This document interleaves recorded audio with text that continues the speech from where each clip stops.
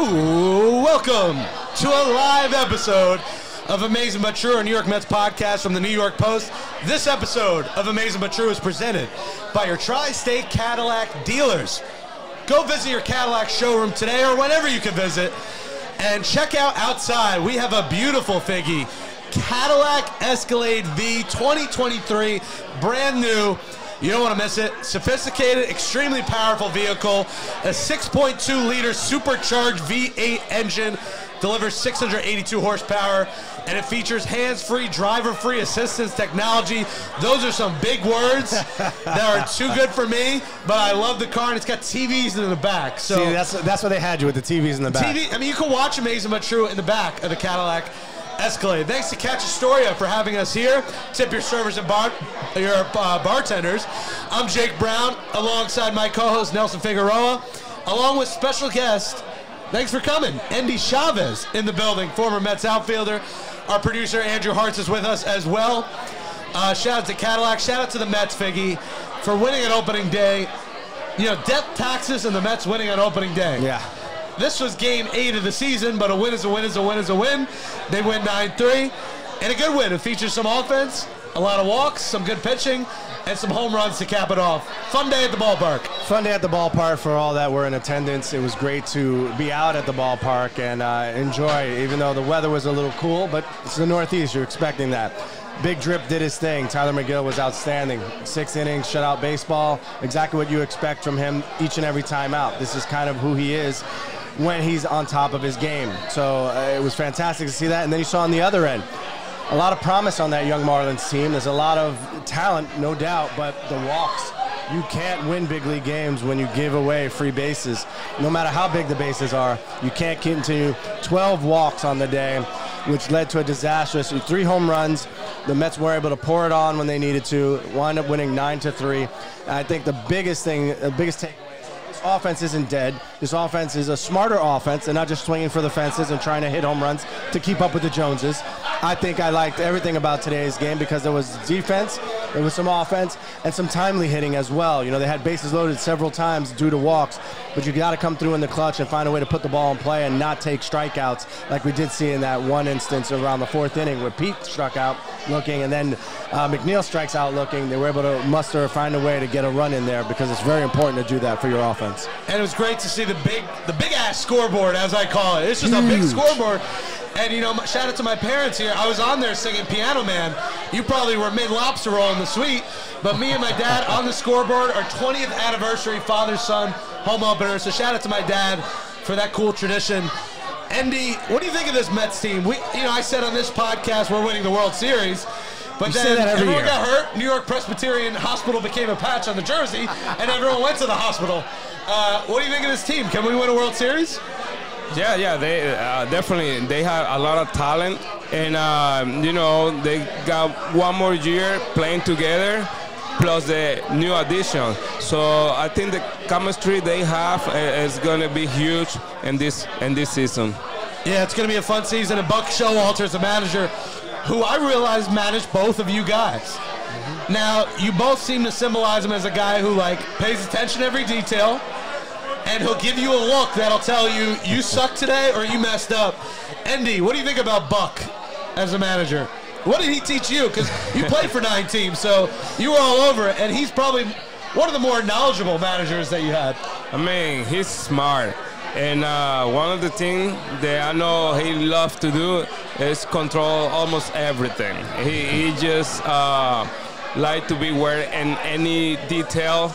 So I think his respect to the technology, but he's old school also. So I think that's a big combination right there because he can get out of the way with a lot of situations, putting those combinations together. Your experience, Figgy, with Endy. What team was it with you? With Endy, we go back. You were Baltimore, but what team did Buck manage? Buck was, for me, was the Arizona Diamondbacks. So you want to talk about giving control? He was given full control of the Diamondbacks. They were a brand new expansion team. That was your first year in the big leagues. First year in the big leagues. They had 5 different uniforms, including purple pinstripes. That was what like a little purple pinstripes. like a shout Say out. that 10 times fast. It was like a shout out to the Yankee ties. You know, he wanted to have pinstripe uniform, which didn't make sense out in the desert, but we had a proper pinstripe uniform as well. He was on top of every single detail. I remember Tony Womack was very coveted for his speed and for his ability to play second base, give good at bats, but his speed was second to none. And Buck Showalter, we're at spring training day 2, and we're doing rundowns and we're doing pickoffs and stuff like that. And he goes, so say you've got a guy who's a burner, like I don't know, Tony Womack. Like, wouldn't that be a huge asset to the team? And he's talking to us like this while we're doing the drills.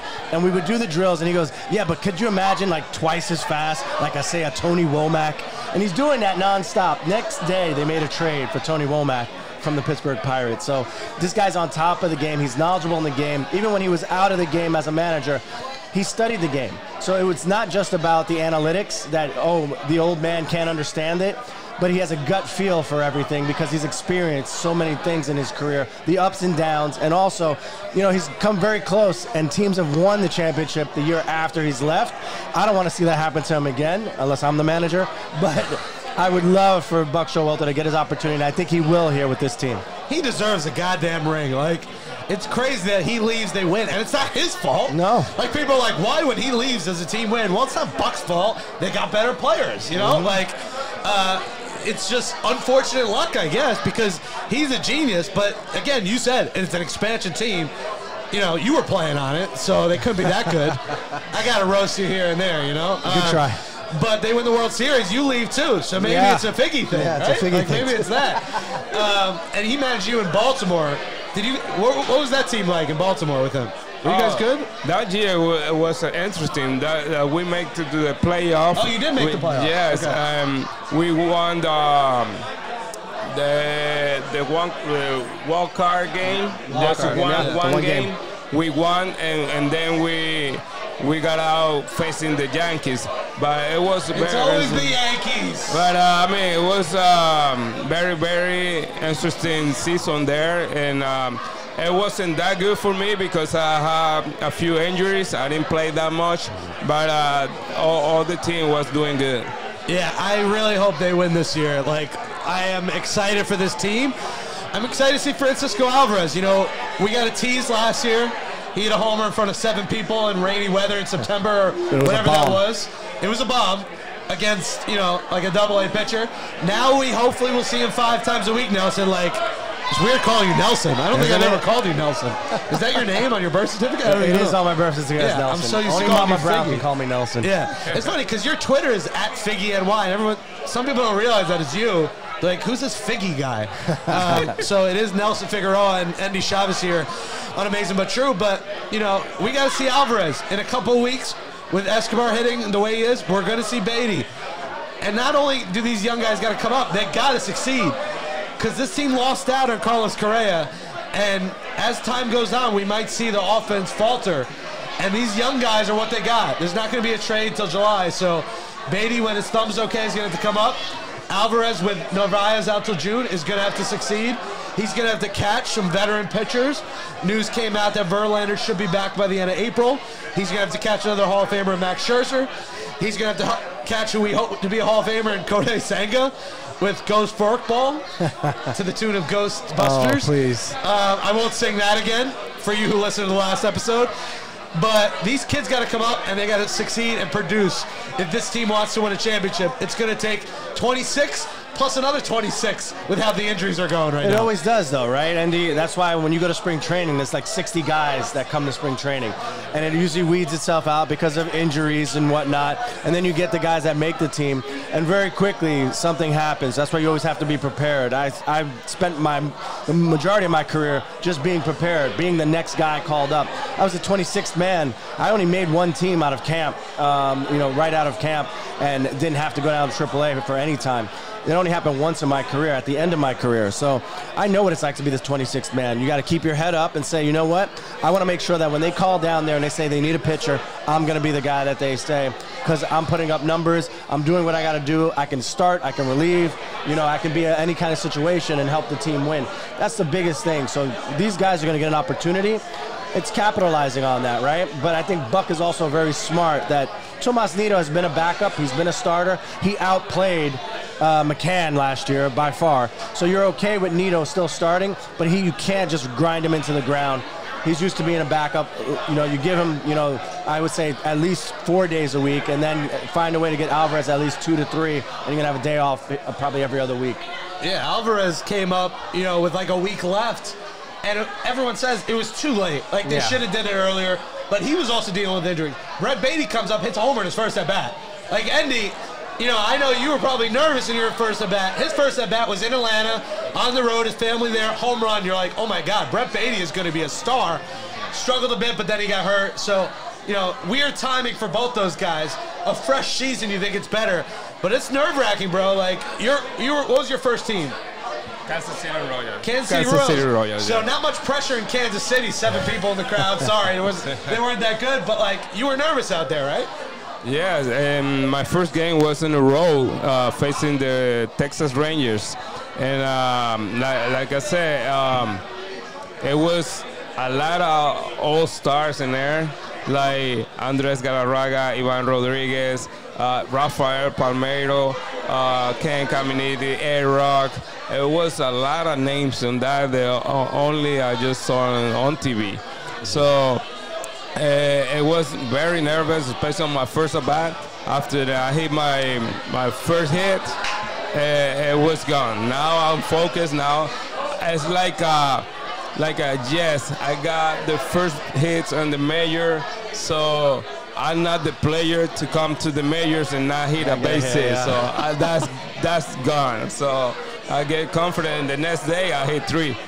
Yeah, really? See, you were a good bunter, and bunting is baseball porn to me. Love a bunt. Bunting is great, Figgy. Like, we talk about this, how much I love the bunt. I wonder if we're going to see it more or less with the no shift.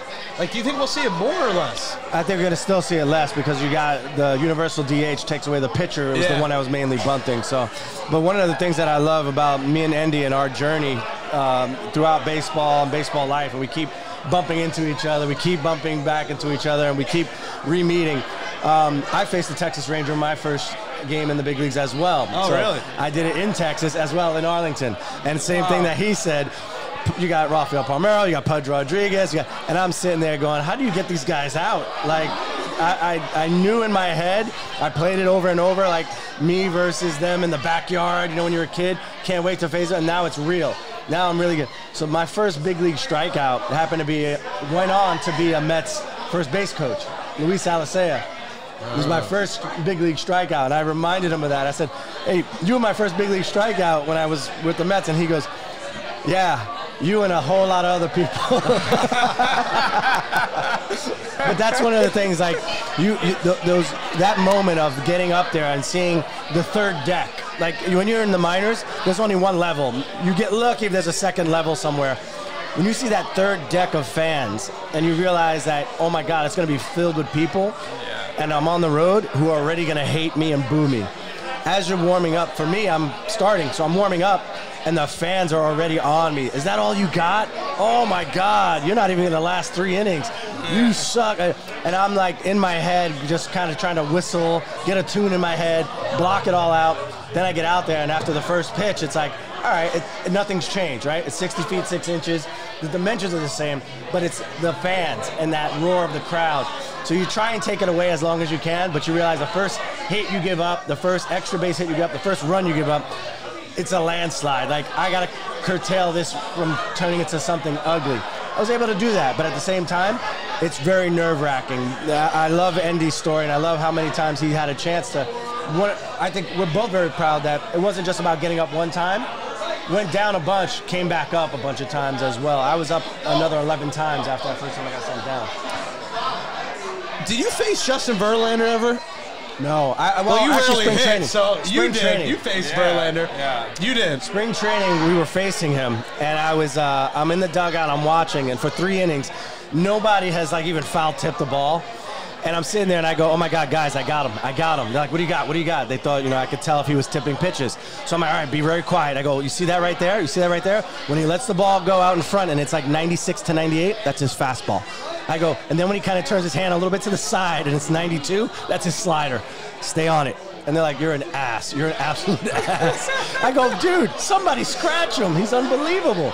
And he was so good at he was a pace car at 94, 95. And then, 8th and 9th inning, when he turns it up a notch, he could hit 100.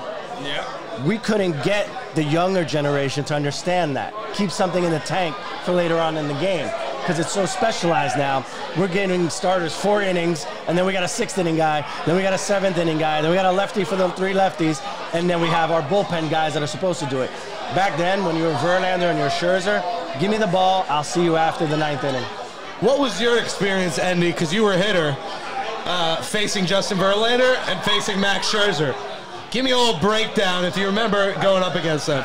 I think I got lucky with them because they singles? No, I didn't even bunt them. Well, with Verlander, I remember, I think the first hits I get facing, it was in spring training. It was Tigers, and I was leading off the game, and I hit a homer. Oh, in spring training off Verlander? Lead off hitter. So I scored. So my next at bat, I fake bunt for the second at bat, and he just come all the way down like, "Come on, Andy, you just hit a homer." And I'm like, "What?" And then he struck me out. So first at bat homer, second at bat strikeout. But this is spring training. Spring training. Did you face him regular season? Yes, did he strike you out? No. And I think I have pretty good average and face him. Hearts has the stats. What's the stats? Endy Chavez was 3 for 10, batted 300. I take it. Against who? Justin Verlander. Against Verlander. Any homers in the regular season? Regular season. Season. 3 singles, 3 homers? Who cares? Double. It's a hit. I got a double in there extra too. base hit. Yeah. All right. So who was tougher, Verlander or Scherzer? Both. Yeah, Both. that's like saying, what's better, peanut butter or jelly? What's the stat here? So against Max Scherzer, and he was 333, going 2 for 6. Wow, all right. Limited at bats, but you hit him. Hits That's are hits, the baby. coolest feeling to hit a Hall of Famer and be like, go home that day and be like, yeah, I had two hits off him. Like, Yeah, I mean, they're good pitchers, definitely. And I think the best thing they have is location. They not made too many mistakes where they won the ball. And when they do that, I mean, you have to execute and defend yourself and trying to make contact whenever you have. And that's why I think I had lucky with Verlander, because he make a very good pitcher, but I also do my skill and get a hit off him. yeah, listen, I would show that off. Like that would lead my LinkedIn page. 2 for 6 against Max Scherzer. Every day I say you change your status and just put down different stats you had off different guys. That'd be fun to do. That's a good life, yeah. Endy, do you affiliate yourself as a New York Met? When you play for 9 teams, you played for your most years with the Expos, rest in peace, / Nationals, and the Mets. But you live in Jersey, you live local. Like, do you consider yourself a Mets guy, Expos guy? Do you have a team you line yourself up with more? Oh, well, definitely I'm a Mets guy, because that's the first organization give me the opportunity to play professional baseball. yeah. And my first season was in Dominican Republic in '96. 96. So, How old are you, Endy? Huh? How old are you? 45. 45. Figgy, you got a couple Just a years young on him. pup. He's just a young pup. He's aging a bit better than you. He doesn't have the grays in his beard like you got there. Listen, I earned all these grades. I had to deal with you for 4 years. So, yeah, that's the organization that I feel like my home. And I'm not gonna be how they doing. So you want the Mets to win a championship. Have you talked with the Cohens? Do you like this new ownership? Have you spoken with them? Well, I think last year when we played in the old-timer game. And why aren't they bringing that back, by the way? Those old timers can't do it again. I'm telling you, that wasn't easy for them. There was a lot. Andy looked like he could still play center field last year. Murphy, Reyes, and Endy. I would take those 3 versus everybody else. Yeah, They you're could still do it. a defensive replacement. They You could and do Tim it. LaCastro. Hey, don't get confused with Mookie. Oh, Mookie, yeah. Mookie's amazing. Let me tell you Mookie's something. 70 going on 30. When we do fantasy camp and we have to play like the pros versus the Joes, Mookie Wilson could be in your starting lineup right away. He hits triples like it's nobody's business. Like, that's all he's ever done. And he'll play an unbelievable center field. He'll even pitch a game because his arm is still fresh from throwing BP. Yeah. He's an amazing guy to watch. John Stearns, may he rest in peace. Before John Stearns' decline, this man used to play, we played 30 innings in one day. So we played 10 games, 3-inning games against each team. And so we would, Endy would play first, he'd play the outfield, you play all over the place. So when John Stearns would do it, he's in his 60s, almost 70 years old at the time, and this guy was like, I got it. I'll throw another complete game. That's what you call it. I got another CG in me. And he would throw 9 innings straight and pitch 9 innings straight. Then he'd go and play, shortstop. Then he'd go and hit, and he would just rake. So these older guys love to do it, the old school guys, and they can still do it. Mookie is fun to watch no matter what. Yeah, I mean, you look good out there. Sorry, I interrupted, but the Coens, you like what they're doing? Well, yeah, I get to meet him there, but we don't talk too much. But I introduce myself and kind of stuff. I think because the situation, there's a lot going on, a lot of pictures and stuff like that. But I like what he's doing. We like what the Coens are doing here on Amazin But True. It's Jake Brown at Jake Brown Radio. It's Nelson Figueroa at FiggyNY. It's Endy Chavez, who's not on Twitter really, but you are a big Instagram guy. Endy Chavez Official, I believe, is your Instagram. Yeah. And you can follow the show at Amazin But True. Go visit your local Tri-State Cadillac dealers. Get an Escalade. I would look great in that. So, I might have to get one one day. It's a big car, big wheels, big TVs. We're excited about the Mets here. Listen, we're only weekend. I know they're only 4-4, but I still believe, and I know there's a lot of negativity floating around, Figgy, with the injuries, but this team is built to win, and they're built to win now.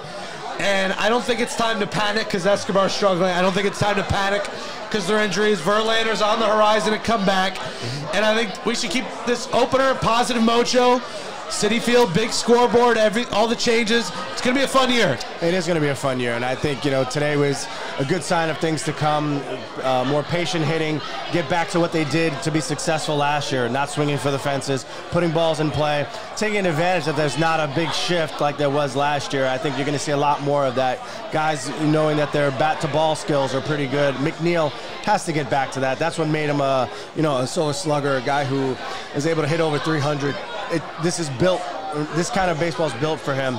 You got the smaller bases. I want to see more base running. I want to see more steals. Him stole a base. I was amazed. Yeah, but then get to third when the ball in the outfield. I'm like, run! He slides and it stays there. I'm like, go! You want to see these guys take advantage of their athleticism. They're being asked to do things differently than in the past. They don't have to play as many games in a row. It's already scheduled when they're going to be off. So you want those bursts, to come and realize that, hey, let me go all out for these next 4 games, steal bases, do everything that I can, put my numbers up so that I help this team be in a much better place just in case I have to take a few days off. I'm excited to see Alvarez. I'm excited Saturday as people listen to this. Kodai Senga Day. It's finally here. The ghost forkball. You ever face a ghost forkball? You ever go against a forkball? No. Yeah. You ain't never seen a forkball like that. That thing is, that thing's special. So bigger scoreboard, bigger bases, bigger season. We got to win. We got to win a World Series. The time is now. I think 2006 Mets, the saying was the team, the time, the place or something. Remember last year when they gave out the Homer hankies during the little playoff? I said this team, and people were like, "These Mets." These Mets, yeah. I like that. But yeah, then these Mets sucked in October. Right after they got knocked out, I was like, "These Mets." There was another word in between there. You know what? They should put DEEZ. Oh, Mets. here we go. That's D's nuts Mets. Like let's just call it like it is. Big year. We're excited. And we're excited, Amazin But True. New episodes every Monday and Thursday. You can catch us on Apple, Spotify, Stitcher, wherever you get podcasts. We'll have great guests coming up. Daniel Murphy on the horizon. Long Island Ducks pitching coach Nelson Figueroa if you want to go see a Ducks game. It's a bit of a hike to get out there. That's all good. Give me a car service to get out there. Once you're there, it's an all-day event, right? Maybe I'll ride a Cadillac to get out there. You never know. Well, thanks to you, Jake, for producing the show, and also Mr. Andrew Hartz. You're my favorite, by the way. Thanks. Everything you do makes us better. Thanks to Handsome Hearts, as we call them. Hearts. Handsome. Wow. I like that. We should get that on a shirt. Thanks to Endy Chavez for coming here. We appreciate it, Endy. Thanks to Katch Astoria for hosting it. And thanks to your Tri-State Cadillac dealers for presenting this episode of Amazin But True. We'll catch you on Monday, and we'll have a live episode for the Subway Series in June at Citi Field. We'll let you know the location when we know that. We'll see you then. Thanks for listening. And Figgy, as always, let's go Mets.